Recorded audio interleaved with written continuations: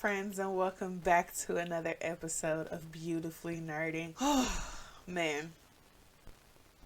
So much has just been going on lately, and I'm tired, okay?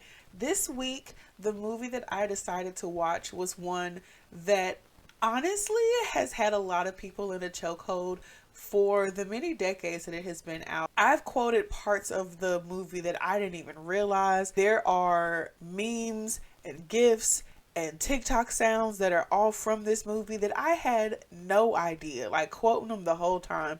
This week we are watching Waiting to Exhale.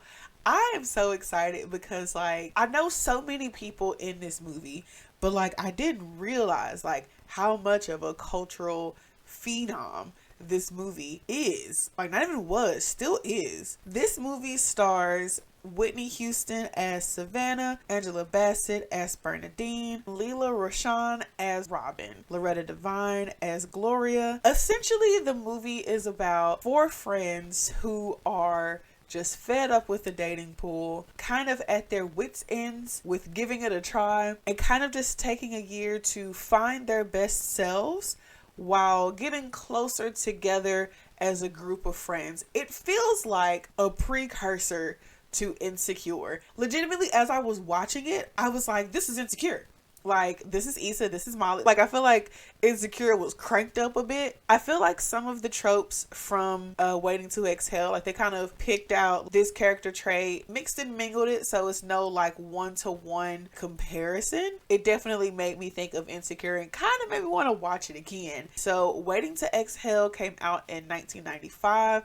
It has a 61% on Rotten Tomatoes and a 6.0 on IMDb. So the movie starts with this super aggressive voiceover that lets us know that it is New Year's Eve. Get your resolutions together. What are your plans for next year?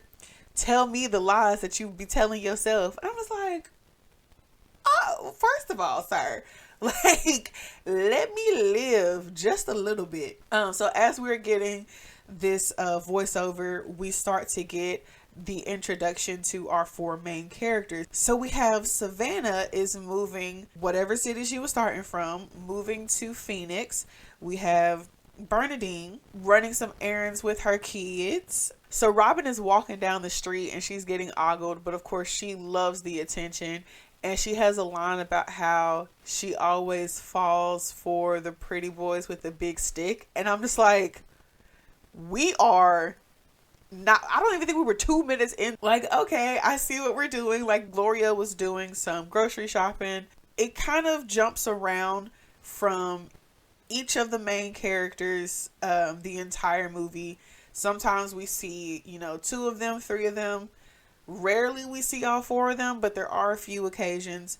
But it pretty much just jumps from each of their lives to kind of see how super in the trenches they really are. So we start with Savannah, who is venting about how trash her dating life has been while she's getting ready for a blind date. And then we cut over to Bernadine, who is getting dressed to go out to a gala with her husband. And her husband comes in and is like, hey, would you be upset if we didn't go to the function?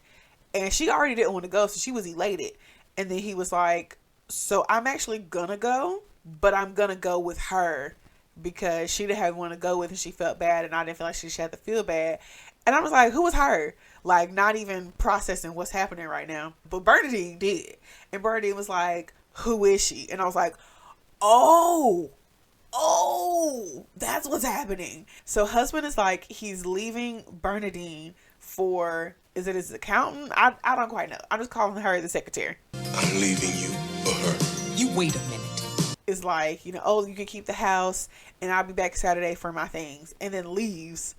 And so I'm guessing he is going to be crashing with the secretary for a little bit. And I'm just like, this is still so early in the movie. We just start the movie with a divorce. But also what caught me off guard, while they were talking, there was the emergency test on the radio. They were like, this is only a test, and it has like the long, like, annoying sound. And I was just like, why is that there? Because it didn't necessarily feel like something that needed to be there. It didn't add anything to the scene. It was just extra layers of background, and that happens a lot. Like, I'm very distracted by things that are happening in the background of this movie, and a lot of it is things that you can't see. Like, it's just hearing things in the background, and I'm just like, what is this? But anyway, so Gloria is at home getting ready for New Year's Eve. Gloria's son Tariq, who was played by Donald Faison, is getting ready to go out. She's like, be home at a decent hour. Tariq is like, nothing gets popping until midnight. It's New Year's Eve. And she's like, you should be lucky that I'm even letting you out with your grades looking like that. And he's like, you might as well grab me now. And I was like, this how we talking to mamas? Because when I tell you, I wouldn't be going nowhere. I mean, granted, I was sheltered, so I didn't go nowhere. But, like, let me have talked like that as I'm about to try to walk out the door. Gloria tells Tariq that his dad is coming into town in a couple of days. And Tariq is not fazed by this, because he's like, look, he only comes around every other year, and I only see him for like a little bit, so why do I care? Now, you might care that he's coming, but I don't. Tariq was like, and where did he sleep the last time he came here? You didn't have to drop the truth on your mama so hard like that. Like, she couldn't really say nothing. And he was like, I'm sorry, mama. No, you not sorry. Back with Savannah, she gets to her party and she finds her blonde date. They start dancing, and she, like, it's just immediately seeing fireworks, and she's just like, oh, like, it feels so nice with this person. Whoop, whoop, whoop. Well, I don't know if she is doing it or if it's just in her head or like how exactly it worked, but she does this like a big exhale because she finally thinks that, like, okay, maybe I found a good person. As they are dancing, this random girl comes up, interrupts the dance, and turns to the guy, and it's like, you haven't danced with me all night. He turns to Savannah, and it's like, oh, this is my friend Denise. And me and Whitney both are like, friend, sure. So Savannah ends up leaving because why would she stay? She can make it home to catch Dick Clark. So at some point later, and we are at a hair salon. So I don't know if Gloria owns this hair salon or that she just works there. One of the guys who works in the salon, he comes in and he says that he saw Bernadine at the grocery store and found out that she and hubby split. And so Gloria and Robin, they call her, leave a message, and are like, hey, just checking in, give us a call when you can. We love you. We're here for you, da da da. And so we get to Bernadine's house, and she is checking her messages.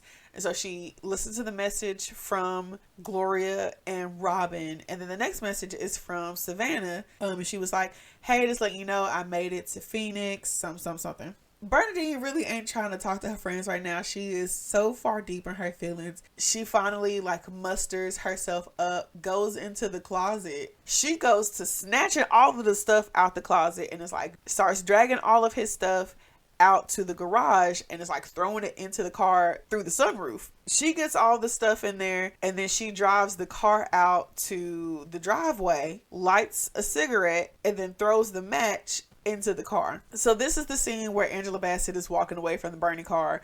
This scene is very impactful because it's showing her starting to find some type of way to begin moving forward. It's not a full I'm cleansing myself of this man, because she can't, because they got 2 kids together and they still got to go through divorce proceedings. She is able to be okay, at some point I have to take my agency back and be my own person. But also, I feel like if you set an entire car on fire, would it not explode? I just feel like there's a lot of flammable parts. So we go over to Robin, who is on part 2 of a date. And she actually went out with James Greer, who I do not remember his name, but all I can remember is that he was the detective from Jack Ryan. She was being really mean to him in her inner monologue. Michael is not pretty, but he's available. None of this is necessary. Pretty much she was just saying how much she didn't actually have any type of physical attraction to him. the type of lifestyle that she wanted. And it was at this moment that I was realizing that she would much rather be with a man that she doesn't actually like than be alone. Which again, this is, I was like, this is insecure. Like, if this is not Molly, because Molly was going through them until she finally realized that, like, maybe I should take some time for myself. Yeah, girl, that's what you should do. So they get into bed and it is painfully awkward. Greer tries to like carry her to the bed, and like when he tries to pick her up, like he pretty much like is shoving to pick her up, and then when he gets over to the bed, like he pretty much just like drops her. And then like she like undresses herself, and then like they do the old devil's tango, and it was all bad. Does he think he just did something here? I could have had a V8. And so he was like, oh, like, so what did you think about that, about us? I will say I do like that they did have conversations with one another after the fact, because he's like what are your dreams, like what are your fantasies, but like not like sexually, but like actual like life fantasies. And she's listing all the things of like, I want a house in this area, I want kids, I want a da da da da da. And he's like, I can do all of that. They kind of like start over again and like go slowly, and like it's really cool. She's still not really there because again, she's not actually attracted to him, but they have a better time when they, you know, try it again at a slower pace. We flash over again to Savannah is at Bernadine's house. They're just kind of sitting there like trying to reminisce, but like Bernadine really is not there for it. Flash over to Gloria's, and Tariq's father is there. She's like prepared this whole spread because again, like the last time that he was there, he stayed there with her. And while they didn't do anything, like she did enjoy the company. And so she's like prepared this whole spread for him. Like she done like got herself all cute and whatnot. He gets there and he's like, oh, like, you know, is Tariq here? When are you expecting him? Because like he's just kind of, you know, trying to stay on point of just coming to see Tariq, trying as best he can, but essentially Gloria like kicked Tariq out so that she could have the house to herself with his dad. He is picking up on all of this because like she tries to pour him some wine, he says no. She tries to give him some food, he says no. And finally he's like fully comes out as gay. He says that he's going to be staying at a hotel, and if Tariq wants to reach out to him, he can, but he's going to be leaving tomorrow at noon. And it's just like, so you gave your son like what, 16 hours to reach out to you? Like, didn't actually seem like you wanted to try. It seemed like you just came over to hurt Gloria's feelings, because you could have called her and been like, hey, is Tariq there? No? Okay, cool. Like, you didn't have to do all that. So back in Bernadine's point of view, we're in like a conference room and we see almost ex-husband is about to start a meeting. So he like goes to the head of the table like, oh, like, do we have all the forms and figures?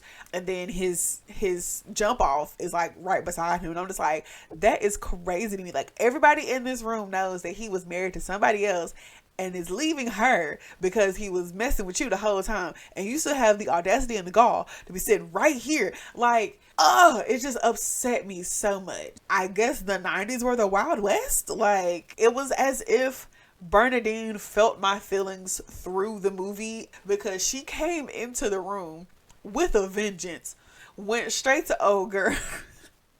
She said, I don't remember what she said, but then she slapped the taste out this girl. And she about did like a 360 spin and fell to the ground. Ex-husband was like, you can't come in here, da da da da. And so they pretty much kick everybody else out. She's like, she went to the bank and I guess he took all of the money out, and he's like, I left you the house, now sell it. Whoa. Like, first of all, selling houses is not quick.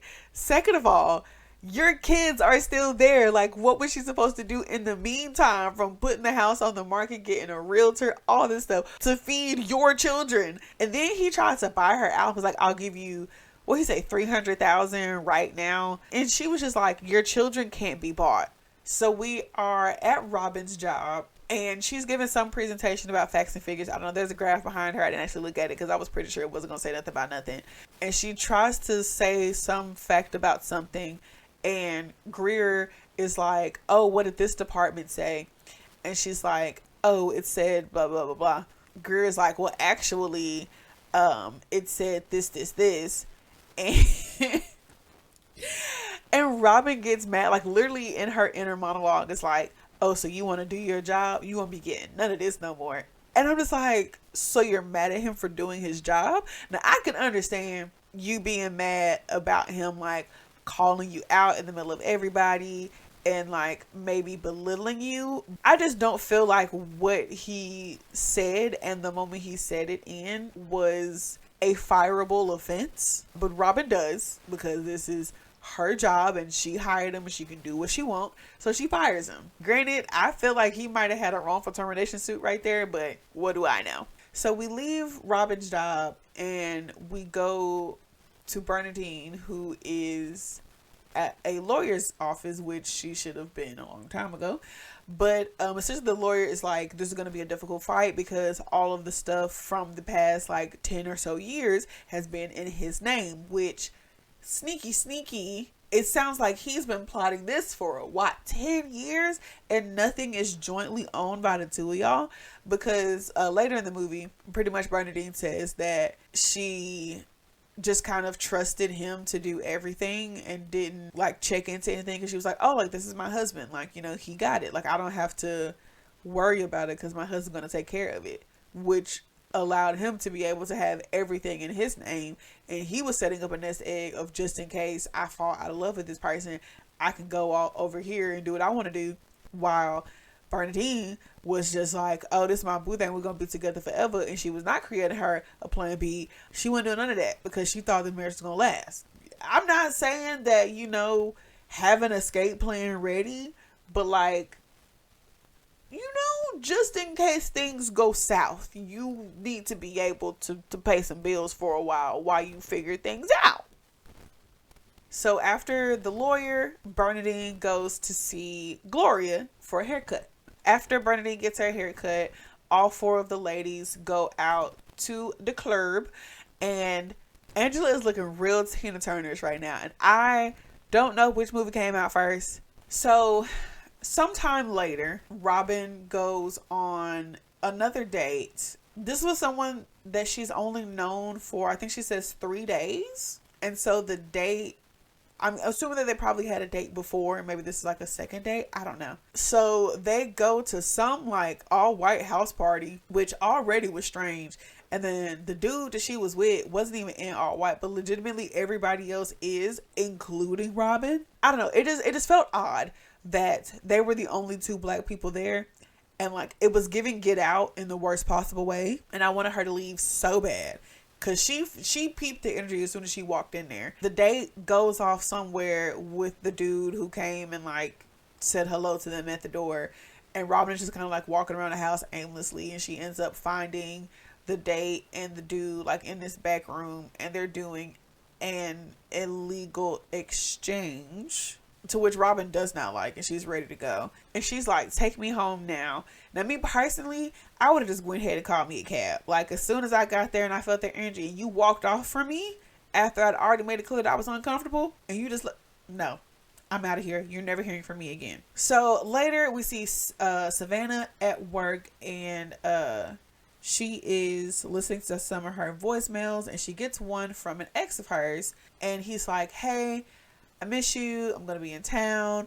Whoop, whoop, whoop. I really would like to see you. And she's like, oh, like, you know, he's married and I'm not going to hug him back and I'm not going to look him in the face when he does it. Da, da, da, da. And I'm like, yes, you are. But she's like, how did he get my number? So she calls her mama and she's like, why did you give this man my number? And essentially mama is like, because he asked, and because, and her mama is like, you need to get off your high horse acting like you don't need anybody. But it's like, he's married. And the mama was like, well, he can't be that happy if he calling trying to find you.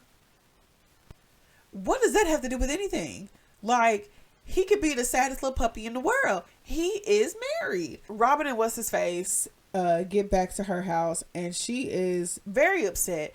But then he makes up some sob story about how his mom invited her to a barbecue, and she is just so smitten for any kind of attention that she softens up and blah blah blah. And I'm just like, girl, why are you this weak in the knees? Please stand up. She already said earlier that they've only known each other for 3 days, and now he finna trying to take you to a barbecue with his mama and his it's love bombing at its finest, and you need to run. So switch over to Bernadine and Gloria. They're at a fair and they're just kind of catching up.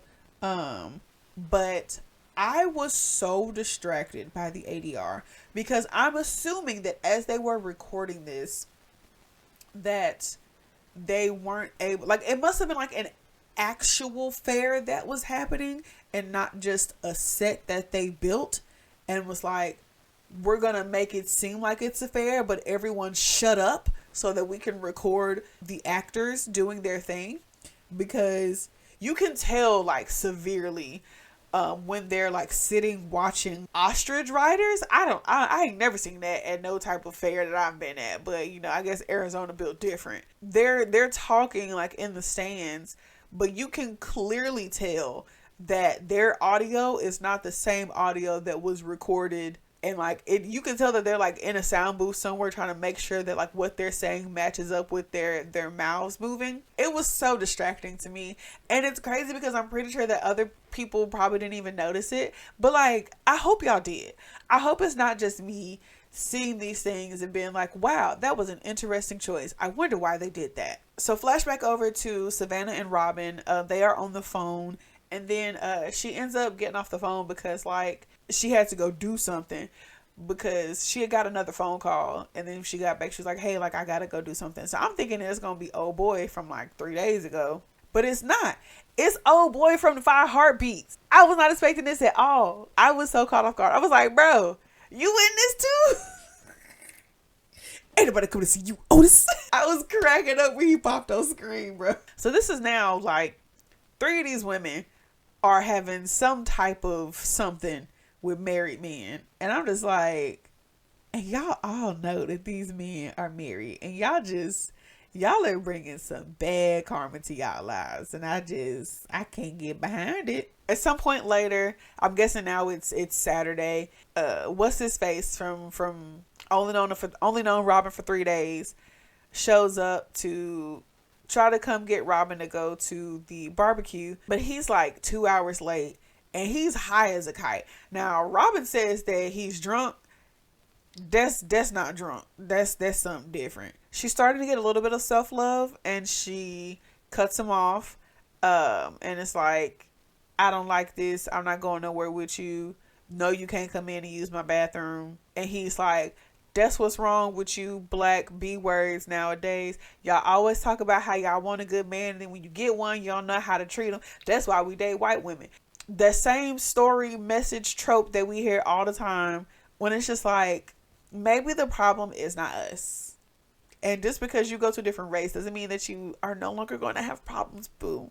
And so I was just like, shout out to you, Robin, because you for sure dodged a bullet. Real quick after that, we go over to Gloria, who sees that she's getting some new neighbors, and she sees a guy like moving some boxes in, and she goes over and she's like, oh, like, you know, what do you know about the new neighbors? Like, does he have a wife? Whoop, whoop, whoop. Not realizing that the person that she's talking to is actually her new neighbor. But she's like, oh, like, you know, would you like to come over and get something to eat? Would you like to have dinner with us tonight? There's just leftovers. Collard greens and cornbread, some candied yams, a little potato salad, fried chicken, peach cobbler, 2 slices of ham. I have no business eating it myself, big as I am. I like that. I like a woman with a little meat on her bones, you know? Ooh! And she's like, oh, like, you know, I'll have my son come send you a plate. And she goes back home and he watches her walk away. And she's like, I hope he's not watching me walk away. Which, again, was another meme that I had known, didn't know where it was from. So after this, Bernadine goes to a bar to get a drink. And I would just like to say that I do not miss indoor smoking at all. Like, there was this restaurant not too far from me that I remember from like the indoor smoking days. It was always like, it was just cloudy in there and it smelled so bad. And then it was like they had a smoking section and a non-smoking section, as if in the non-smoking section you weren't still in the same building with all of the cigarette air. Like, when I tell you, I do not miss indoor smoking at all. Like, even when the government banned indoor smoking, like, they still had to remodel so many restaurants because that smoke was just in the carpet, in the seats, in the walls. Like, you could not get away from the smell of that smoke. I do not miss indoor smoking at all. I said it to say because they have been smoking this entire movie, and Bernadine is smoking in the bar, and like the smoke is just lingering around her, and I was just like, ugh, don't miss it at all. She's sitting there at the bar, and Wesley Snipes comes up to her and tries to start like putting some game down on her, and she is not having it whatsoever. So finally he tries to like start talking to her and having a conversation, and honestly he's just talking at her for a while until finally Bernadine softens up a little bit and they start having a conversation, and they start to essentially trauma bond over her getting a divorce and him having a dying wife. And I'm just like, I fully understand that you're going through a lot, but like, your wife is still alive. Like, he's on a business trip, like, is legitimately on a business trip, and he's like, oh, like, you know, I still have so much love for her, I love her so much, I would never leave her, but like, we haven't done anything in like a year. So they do end up going upstairs, and he's like, hey, I just want to let you know that, you know, you were telling me about how your ex-husband left you for a white woman, and I just want to tell you this because you might get mad, but I feel like I should be upfront with you. My wife is a white woman. And the way that Angela Bassett's face fell, I legitimately had to stop the movie. Like, I had to stop everything I was doing because I was crying. Like, I'm over here calling my friends like, why didn't y'all tell me this movie was this funny? I could not breathe because I get that from her perspective. This white woman ruined her life. But like, what does Wesley Snipes being married to a white woman have to do with anything that y'all is doing right here, right now? Like, you still are up in this man's hotel room, fully prepared to do what it do. Now that his dying wife is a white woman, now all of a sudden it's a problem. But it's not that much of a problem because Bernadine is like, okay, so what would you like to do? And essentially they just kind of continue to talk a little bit more until they end up, they just kind of cuddle and fall asleep. Nothing happened. They just, you know, had a beautiful night together of just being in each other's company. Flash over to Savannah's house, and the Allstate man comes to her door. And he's like, are you in good hands? But it is the Allstate man. They go for a walk and they're catching up. Essentially, Quincy's daddy says that he's still in love with her. He married his current wife out of necessity because she was 5 months pregnant, and you know, he knew exactly what he was doing. He didn't necessarily love her, but he felt like he needed to marry her even though he was still in love with Savannah the whole time, and that he was in the process of leaving her, but he wanted to come to Savannah to let her know his feelings. To which I read this as, I am so adverse to being alone that while I may not like this person, I don't want to divorce her just yet until I get this locked down. Or she's pissing me off, so let me come over here, since I have to come down here for business anyway. Let me come over here and kick it with you because you already know the situation, so I don't have to explain nothing to you. Savannah is not fully falling for it, but she's falling enough that they go back to her place and do the old devil's tango. So fast forward a bit, and it is Gloria's birthday. All of the girls get together at Gloria's house and they have like a little party, you know, have her cake, have her blow out the candles. And I will say, I'm glad that it's no longer acceptable to blow out candles on a cake that everyone's going to eat from, because the way that you could hear that she was just spitting all over this cake, and COVID was fully like, none of the things that you were doing are sanitary, please stop doing all of this. And I'm just like, yeah, no, like, cause you can literally hear she is spitting all over this cake. But yeah, after the cake, they are drinking some wine and just lamenting about how trash men are, how trash their dating lives are, how they can't find good men. This movie would not pass the Bechdel test. at all. Every 30 seconds, they are just talking about me and how much they miss me and how much they want me. And I'm just like, y'all ain't got nothing else going on. So a little bit later, Savannah goes to get her married bae from the airport. You can kind of tell that she's starting to feel a little off about this arrangement because he is married, he does have a child, and yet here he is with you. You're pretty sure that the wifey don't know nothing about this. Like, does wifey even know that he's having second thoughts, that he's want to get divorced? I highly doubt it. And speaking of married bae, Robin's married bae is literal garbage with anger issues. She is just so happy to have attention. Like, the phone rings and it's homie from the barbecue calling. As she hangs up the phone, Five Heartbeats was like, I don't remember what his name was in that movie, so I just gotta keep saying Five Heartbeats because I don't know what his name is in this. So Five Heartbeats was like, tell your boyfriends not to call you after 11, which that statement, so much is happening in that statement. But she is like, oh, he's jealous. That's so crazy. But like, not in a like, this is wild, I should probably get away from this person, but in a like, oh, that must mean he cares. The woman was too stunned to speak. We have a really touching moment with Robin and Savannah, and they're at like a water park.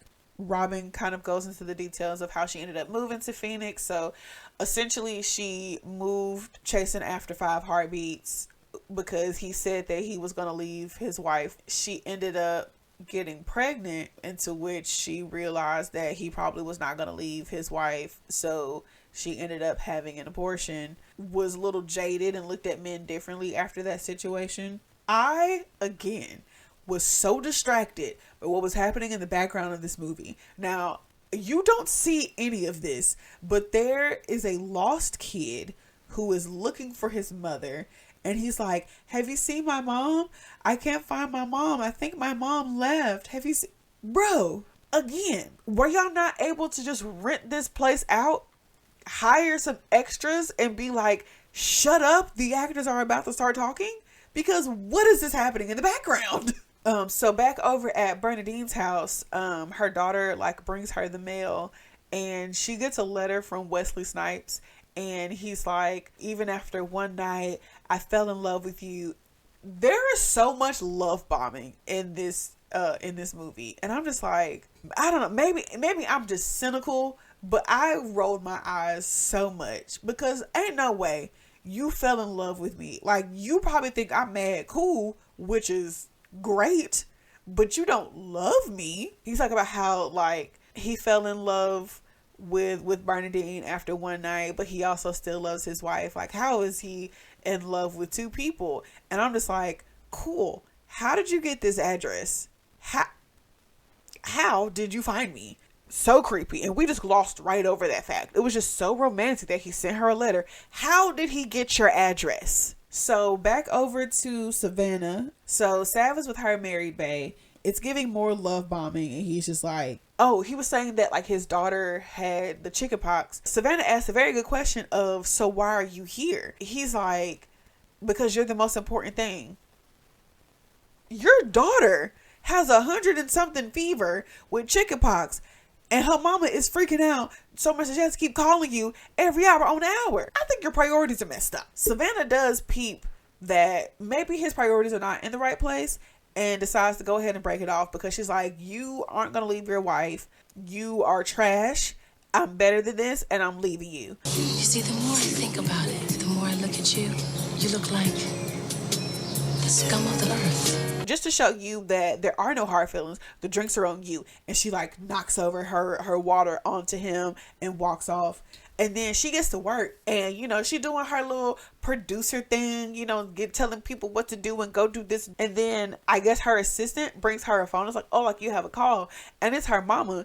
And her mama is like, what did you do to Allstate, man? He called me crying. And you know, a man never cries unless he really loves you. Because that line, I was like, or unless he's trying to manipulate you. Because there are so many songs about like, I know I did you dirty. I know I cheated on you. I know I had a baby with somebody else. I know I did this, that, and the third. If you take me back, I promise I won't do it no more. Baby, please, I won't do it no more. And so pretty much the mama is just like, you need to stop all this. You need to take him back. He's a good man, Savannah. A good man, Savannah. Again, lines I've known, had no idea where they were from. Savannah is like, well, if he's such a good man, how about you marry him? But she says a few choice words. Mama is just like, oh, I can't believe it. Whitney hangs up and then calls her right back and is like, I'm sorry for talking to you the way I did, but I mean every word that I said. While Savannah's mama doesn't want her to end up like her and be alone, Savannah's like, there's nothing wrong with being alone. I'd rather be alone than be with someone who I don't fully trust. Which, fair. We go over to Bernadine,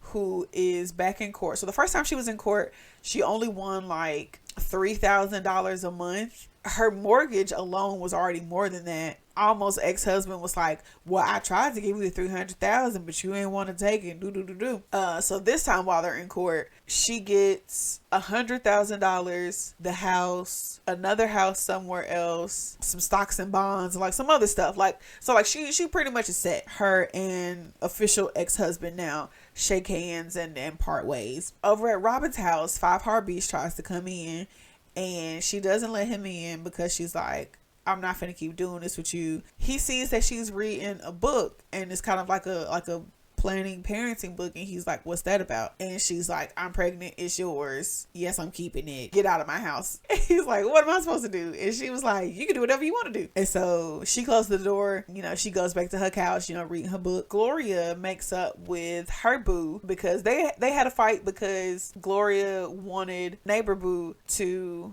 talk Tariq out of wanting to go and study in Spain, essentially because Gloria didn't want him to be that far away. I feel like if he's able to do it, if he got the scholarship, if he got the money, if he's able to do it, like, just let him go do it. But she was like, oh, like, you know, he hasn't had a father figure before, and like, you're like the closest thing, it's like you could talk some sense into him. Pretty much he was just like, no. She got mad, and he got mad, and then they left, but they end up making up, and they start making out hard, like real hard. Like, I feel like I need to turn my eyes away because I was like, am I intruding on something? And then it is New Year's Eve again, and they're kind of like driving to the club, and then they decide that they don't want to go to the club, so they have like a little bonfire and they ring in the new year together. We see that like Robin has her like big old pregnancy belly, so like I'm guessing some months have passed by now, and they bring in the new year. Everybody has champagne except for Robin, who has like, I guess, like an apple juice. The best friends are all together, and that is the movie as a whole.